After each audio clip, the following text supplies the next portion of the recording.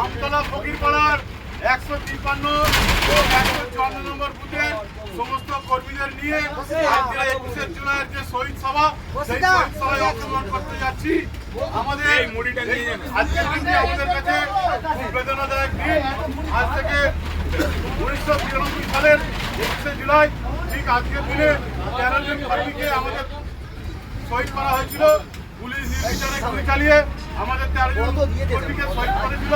সেই শহীদদের স্মরণ করে আমরা প্রতি বছরের ন্যায় 21শে জুলাই আমরা আমাদের কর্মীদেরকে নিয়ে এই মমতা বন্দ্যোপাধ্যায়ের ডাকে এই ধর্মতলা শহীদ সভায় আমরা প্রতি বছরের ন্যায় এবছরেও আমরা সমস্ত কর্মীদের নিয়ে অংশগ্রহণ করতে চলেছি। জয় হিন্দ, জয় বাংলা, জয় বাংলা।